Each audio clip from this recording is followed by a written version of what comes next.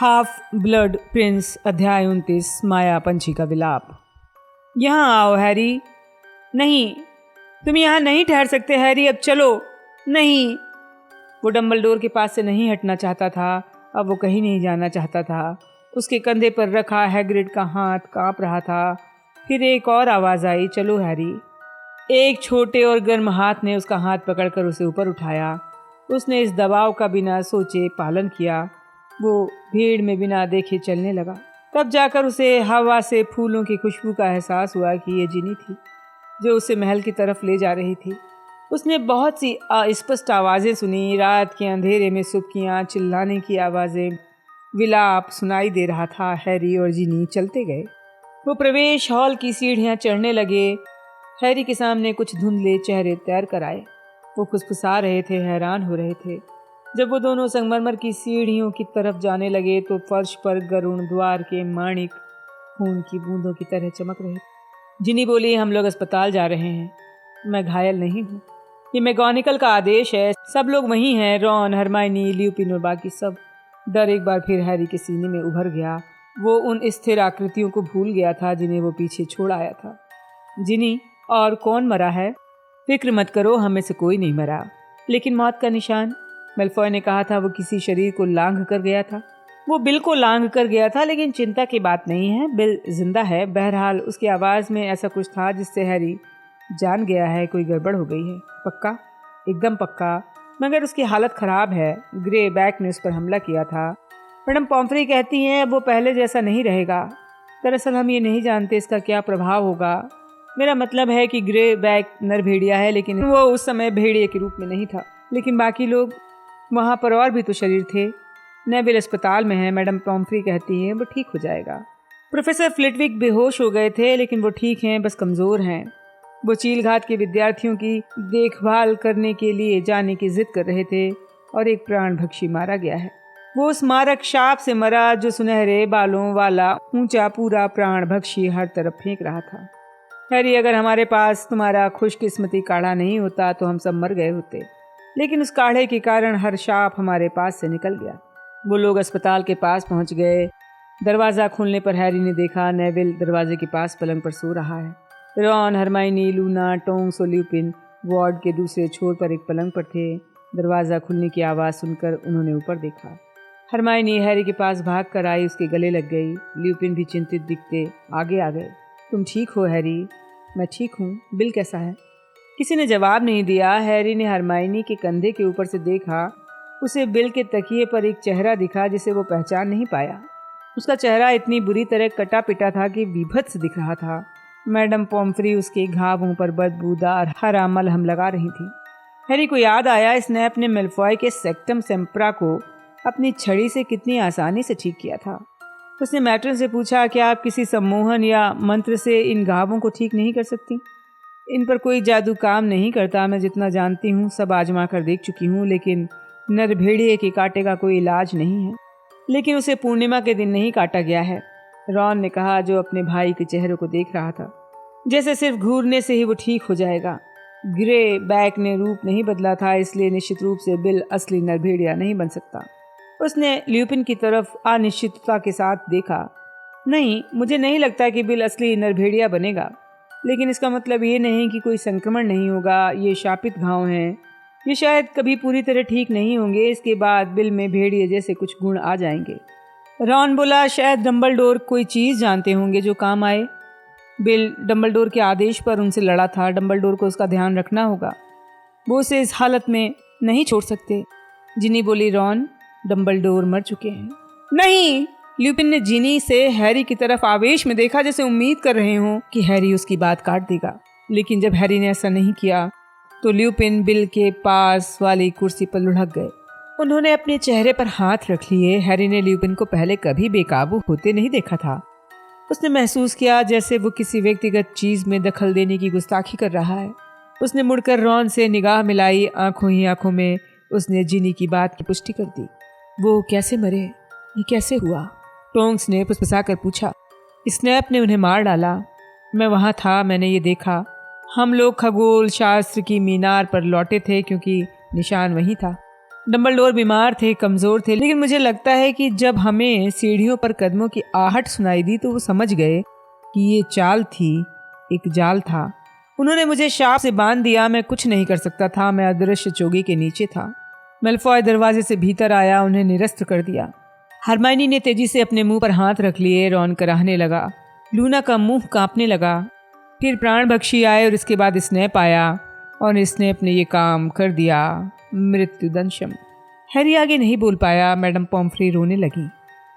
बाहर अंधेरे में कहीं माया पंछी ने एक दुखद तान छेड़ दी थी। हैरी ने इतना दुखद और मर्म स्पर्शी संगीत पहले कभी नहीं सुना था।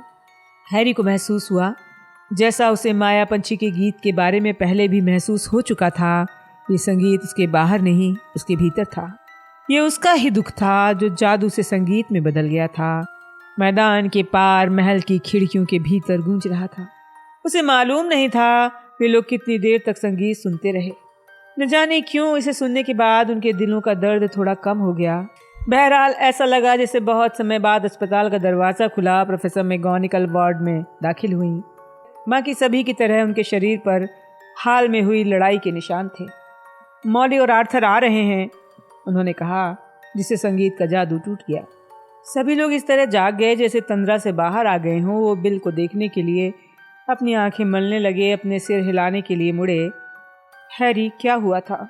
हैग्रिड के अनुसार तुम प्रोफेसर डंबलडोर के साथ थे जब ये हुआ था।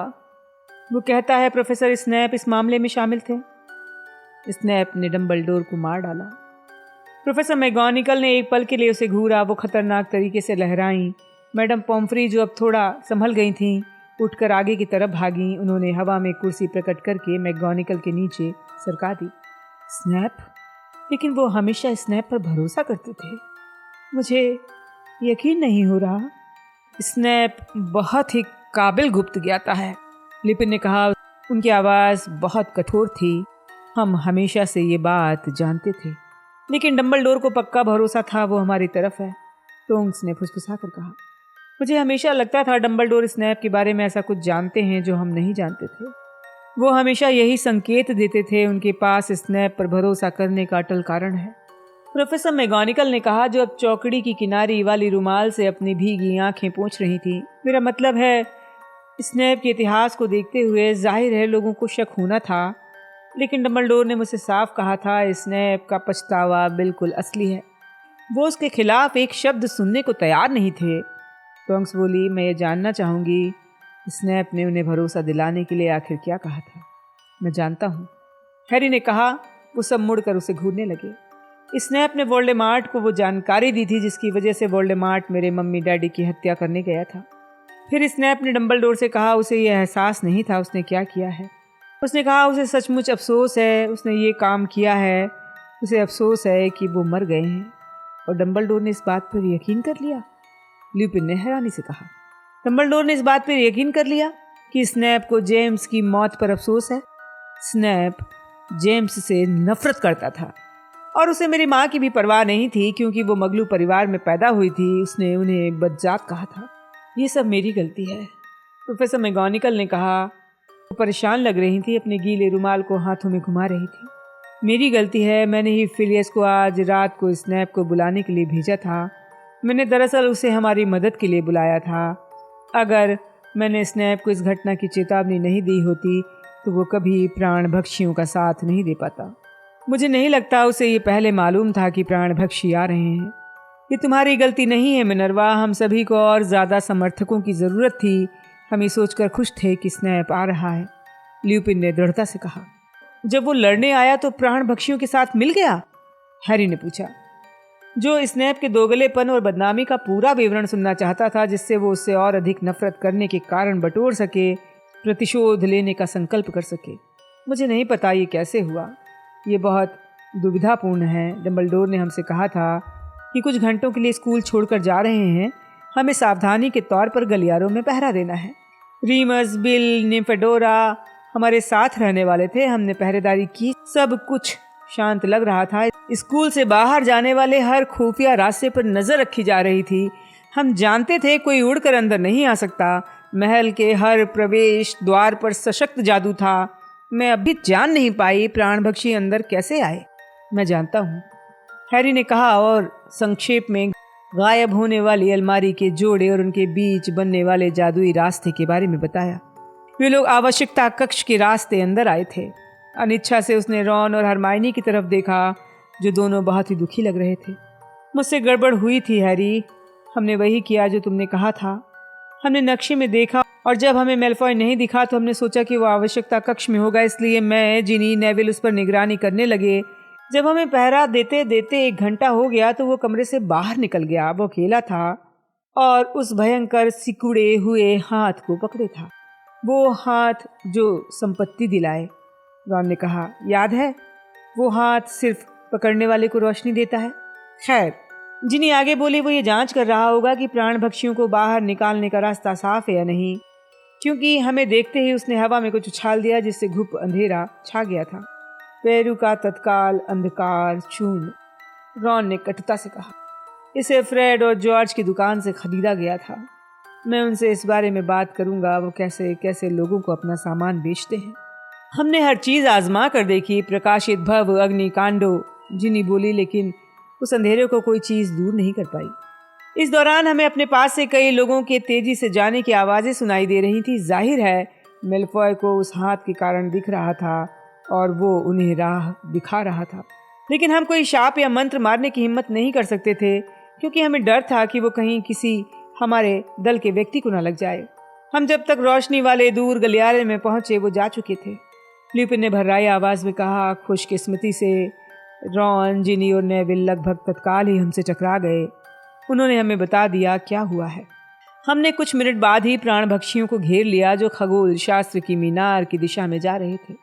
ये साफ था मेलफॉय को निगरानी के लिए और लोगों के होने की उम्मीद नहीं थी। चाहे जो हो, लगता था उस अंधकार का चूर्ण खत्म हो गया था, लड़ाई छिड़ गई थी, वो तितर बितर हो गए थे। उनमें से एक प्राण भक्षी गिबन भागकर मीनार की सीढ़ियां चढ़ने लगा। निशान उत्पन्न करने के लिए, हैरी ने कहा। हाँ, शायद उन्होंने आवश्यकता कक्ष से निकलने के पहले ही योजना बनाई होगी, ल्यूपिन ने कहा, लेकिन मुझे नहीं लगता कि गिबन को वहां पर अकेले डंबलडोर का इंतजार करने का विचार पसंद आया होगा, क्योंकि वो कुछ ही समय बाद सीढ़ियों से भागता हुआ आया और दोबारा लड़ाई में शामिल हो गया। एक मारक शाप ने उसकी जान ले ली, जिससे मैं बाल बचा था। हैरी ने हरमाइनी की तरफ मुड़ते हुए कहा, जब रॉन, जिनी और नेविल आवश्यकता कक्ष पर नजर रख रहे थे, तुम कहाँ थी? स्नैप के ऑफिस के बाहर थी, उसने कहा। उसकी आंखों में आंसू चमक रहे थे। लूना के साथ हम घंटों बाहर खड़े रहे, कुछ नहीं हुआ। हम ये नहीं जानते थे ऊपर क्या हो रहा है। नक्शा रॉन के पास था, आधी रात हो चुकी थी। तभी प्रोफेसर फ्लिटविक भागते हुए तहखाने में आए। वे महल में प्राण भक्षियों के आने के बारे में चिल्ला रहे थे। मुझे नहीं लगता कि उन्होंने इस तरफ ध्यान दिया कि लूना और मैं वहां पर खड़े थे। वो स्नैप के ऑफिस में घुसे। हमने उन्हें ये कहते हुए सुना, स्नैप को उनके साथ चलकर उनकी मदद करनी है। फिर हमने एक जोरदार प्रहार की आवाज सुनी।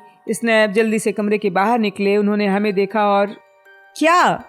हैरी ने उसे आगे बोलने के लिए प्रेरित किया। मैं कितनी मूर्ख थी हैरी, स्नैप ने कहा। प्रोफेसर फ्लिटविक गिर गए हैं और हमें जाकर उन्हें संभालना चाहिए, जबकि वो प्राण भक्षियों से लड़ने जा रहा है। उसने अपना चेहरा शर्म से छुपा लिया, अपनी उंगलियों के बीच से बोलती रही। उसकी आवाज दब गई। हम स्नैप के ऑफिस में देखने के लिए गए कि हम प्रोफेसर फ्लिटविक की मदद कर सकते हैं।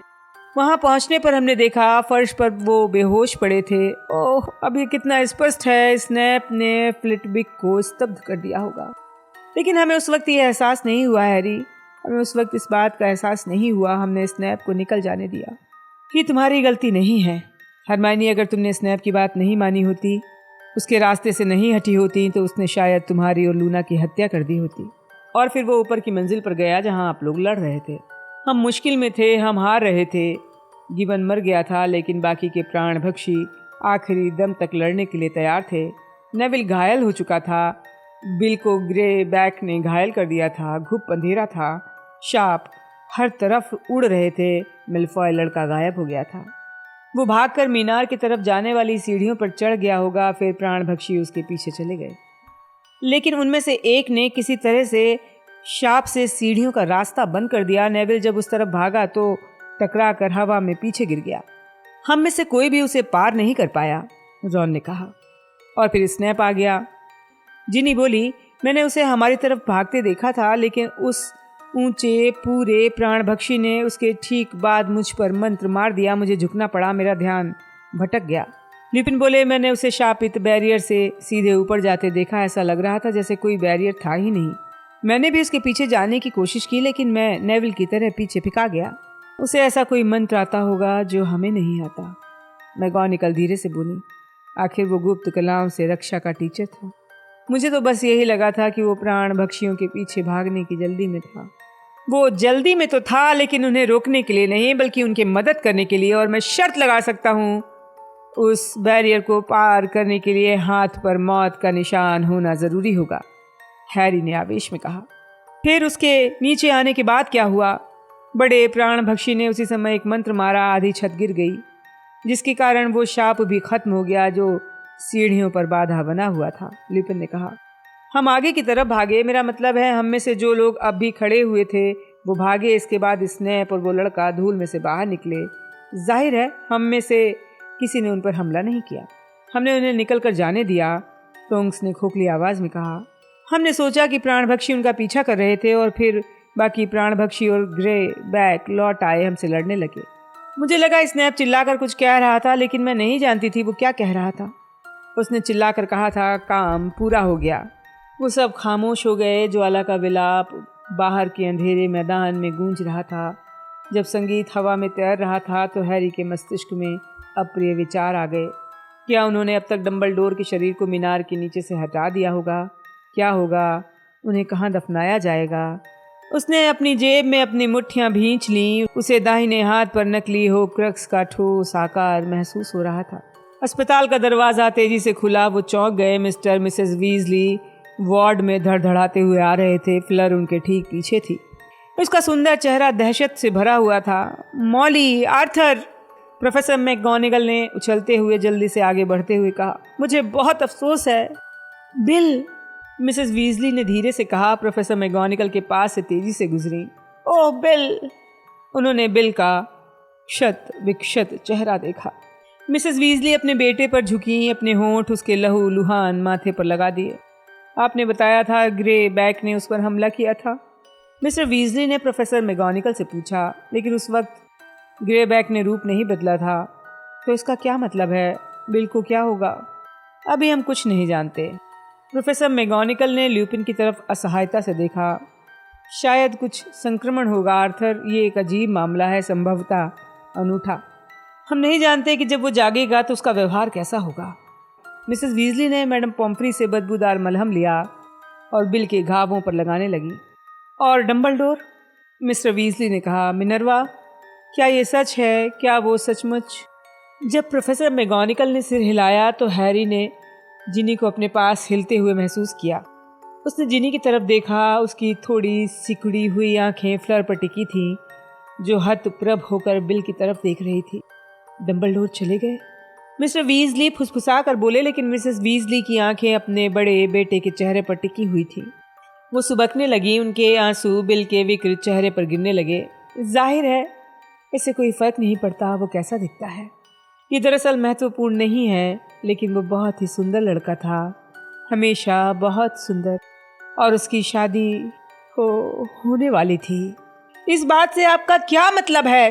क्या मतलब है उसकी शादी होने वाली थी? फ्लर ने अचानक जोर से कहा। मिसेस वीजली ने अपना आंसुओं से सना चेहरा उठाया। वो हैरान दिख रही थी। आपको लगता है बिल अब मुझसे शादी नहीं करना चाहेगा? आपको लगता है वो इन चोटों के कारण मुझसे प्यार नहीं करेगा? नहीं, मेरा मतलब ये। लेकिन वो करेगा, फ्लर ने कहा। वो तनकर खड़ी हो गई। उसने अपने चांदी जैसे बालों की लंबी चोटी पीछे की तरफ उछाल दी। बिल मुझसे प्यार करना छोड़ दे, ये किसी नरभेड़िए के वश में नहीं है। हाँ, मुझे यकीन है, मिसेस वीजली ने कहा। लेकिन मैंने सोचा शायद उसकी स्थिति को देखते हुए आपने सोचा मैं उससे शादी नहीं करना चाहूँगी? या शायद आपको ये उम्मीद थी? मुझे इस बात की कोई परवाह नहीं है वो कैसा दिखता है। मुझे लगता है मेरी सुंदरता हम दोनों के लिए काफ़ी है। ये घाव इस बात का सबूत है कि मेरा पति बहादुर है। मैं उससे शादी ज़रूर करूँगी, उसने आवेश में कहा। मिसेस वीजली को हटाकर उनके हाथ से मलहम छीन लिया। मिसेस वीजली अपने पति के करीब पहुंच गई और फ्लर को बिल के घाव साफ करते हुए देखती रही। उनके चेहरे पर बहुत अजीब भाव था। किसी ने कुछ नहीं कहा। हैरी की तो हिलने की हिम्मत तक नहीं हुई। बाकी की तरह वो भी विस्फोट का इंतजार कर रहा था। काफ़ी देर बाद मिसेस वीजली बोली, हमारी नानी की बहन मुरियल के पास एक सुंदर मुकुट है, उसे पिशाचों ने बनाया है। मैं उन्हें मना लूँगी कि वो शादी में तुम्हें पहनने के लिए दें। वो बिल को बहुत प्यार करती हैं।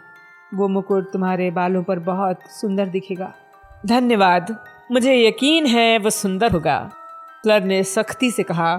और फिर हैरी नहीं देख पाया ये कैसे हुआ। दोनों औरतें रोने लगीं, एक दूसरे को गले लगा लिया, पूरी तरह चकराते हुए, जैसे इस बात पर हैरान हो कि दुनिया पागल हो गई है। उसने मुड़कर देखा।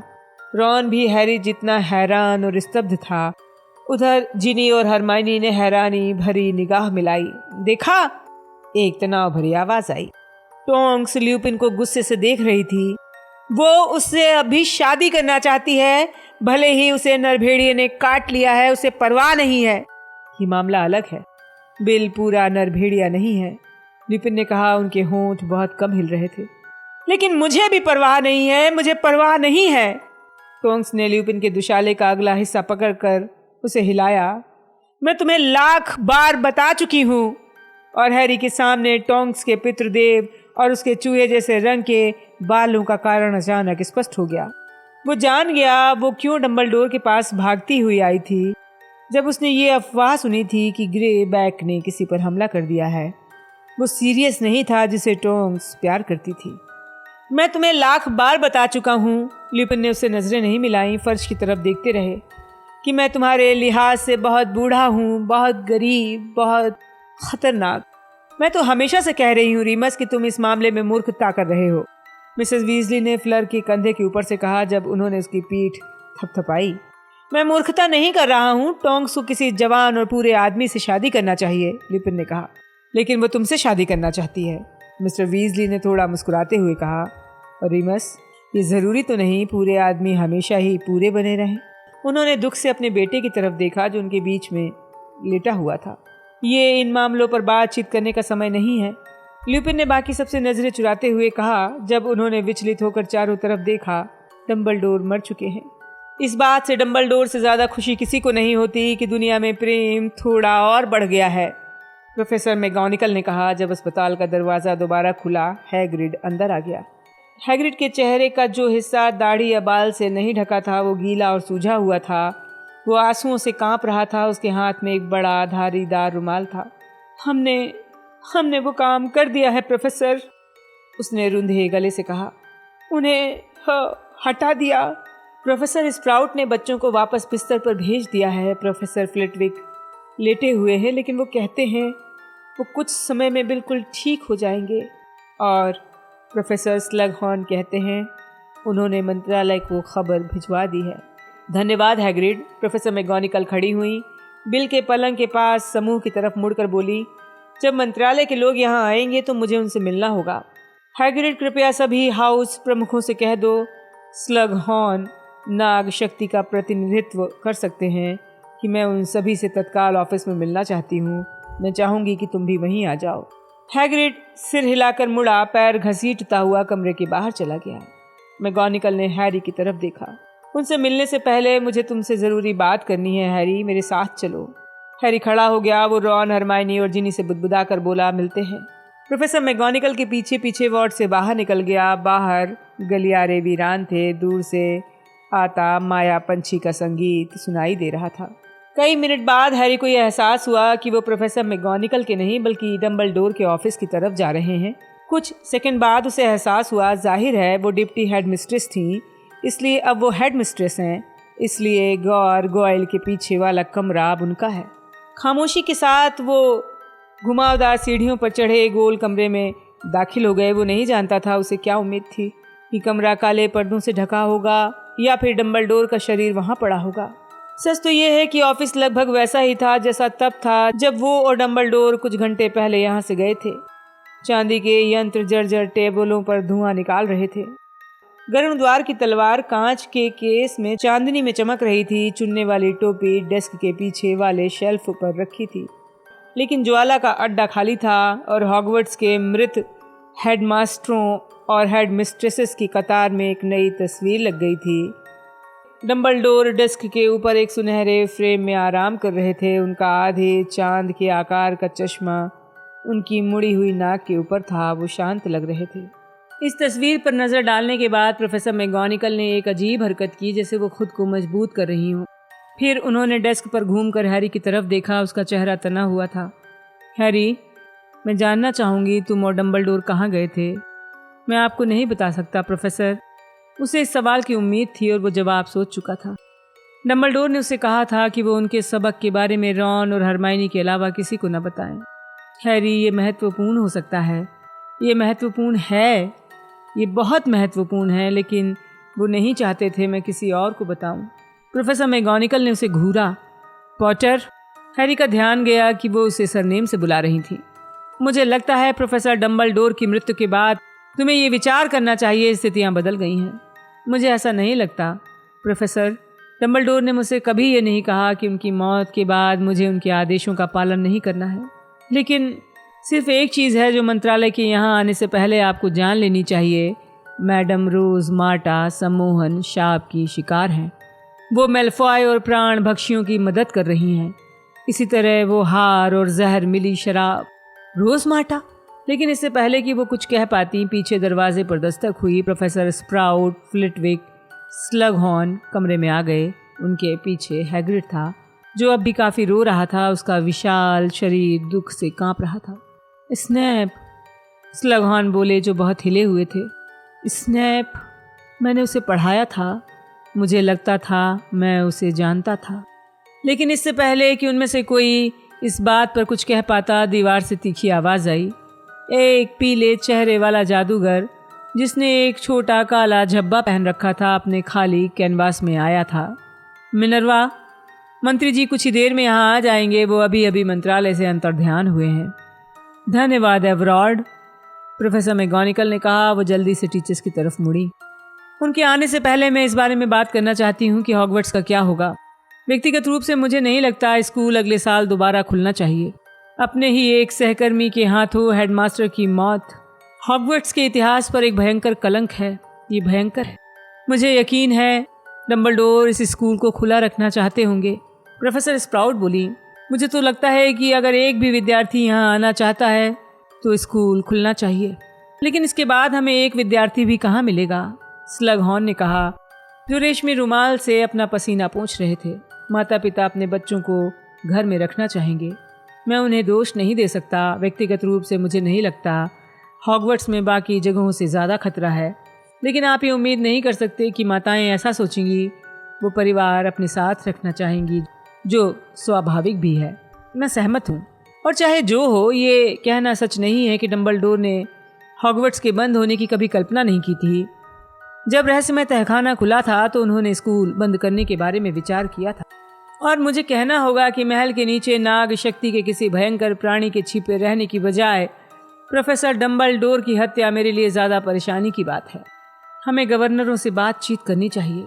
प्रोफेसर फ्लिटविक ने चूं चूं करती आवाज़ में कहा। उनके माथे पर एक बड़ा निशान था, लेकिन इसके अलावा स्नैप के ऑफिस में गिरने की कोई निशानी नहीं थी। हमें स्थापित प्रक्रियाओं का पालन करना होगा। जल्दबाजी में निर्णय नहीं लेना चाहिए। हैग्रिड, तुमने कुछ नहीं कहा। तुम्हारा क्या विचार है? पूरी बातचीत के दौरान अपने बड़े धब्बेदार रुमाल में चुपचाप रो रहे हैग्रिड ने अपनी सूजी हुई लाल आंखें उठाईं और बोला, हम नहीं जानते प्रोफेसर। ये निर्णय लेना तो हाउस प्रमुखों और हेडमास्टर के हाथ में है। प्रोफेसर डम्बलडोर हमेशा तुम्हारी राय की कद्र करते थे, प्रोफेसर मैगोनिकल ने दयालुता से कहा, और मैं भी करती हूँ। देखिए, हम तो रुकेंगे, हैग्रिड ने कहा। उसकी आंखों के कोने से मोटे मोटे आंसू बह रहे थे। ये हमारा घर है और ये तब से हमारा घर है जब हम 13 साल के थे। और अगर यहाँ बच्चे रहते हैं तो हम उन्हें पढ़ाएंगे। लेकिन हम नहीं जानते डम्बलडोर के बिना हॉगवर्ट्स। तो ठीक है। प्रोफेसर मैगोनिकल ने खिड़की के मैदान की तरफ देखा ताकि जांच कर सकें मंत्री जी आ रहे हैं या नहीं। तब तो मुझे फ्लिटविक की बात से सहमत होना होगा। सही काम गवर्नर से परामर्श लेना है, जो अंतिम निर्णय लेंगे। अब जहाँ तक विद्यार्थियों के घर जाने का सवाल है, एक तर्क दिया जा सकता है कि इसे देर करने की बजाय जल्दी कर दिया जाए। अगर ज़रूरत हो तो हम हॉगवर्ट्स एक्सप्रेस कल ही बुलवा सकते हैं। और डम्बलडोर की अंत्येष्टि, हैरी ने आखिरकार कहा। देखो, मैं जानती हूँ डम्बलडोर की इच्छा यही थी, उन्हें यहीं हॉगवर्ट्स में दफनाया जाए। तो फिर यही होगा, है ना? हैरी ने आवेश में कहा। अगर मंत्रालय को उचित लगे, यहाँ पर आज तक किसी अन्य हेडमास्टर या हेडमिस्ट्रेस को दफनाया नहीं। किसी और हेडमास्टर या हेडमिस्ट्रेस ने स्कूल को उनसे ज्यादा दिया भी नहीं है। हैग्रिड गुर्राता हुआ बोला। हॉगवर्ट्स में ही डंबलडोर के चिर विश्राम की जगह होनी चाहिए, प्रोफेसर फ्लिटविक ने कहा। बिल्कुल, प्रोफेसर स्प्राउट ने कहा।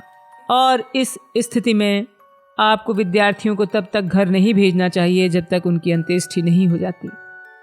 विद्यार्थी उन्हें आखिरी शब्द उसके गले में अटक गए, लेकिन प्रोफेसर स्प्राउट ने उसकी बात पूरी कर दी।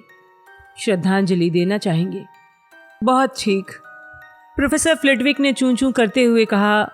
सचमुच बहुत ठीक बात कही है।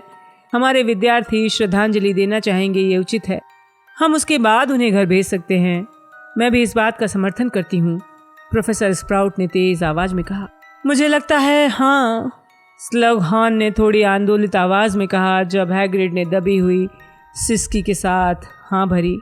वो आ रहे हैं, प्रोफेसर मैगोनिकल ने मैदान में नीचे देखते हुए अचानक कहा। मंत्री जी, और मुझे लगता है अपने साथ एक प्रतिनिधि मंडल भी ला रहे हैं। क्या मैं जा सकता हूँ प्रोफेसर? हैरी ने तत्काल कहा।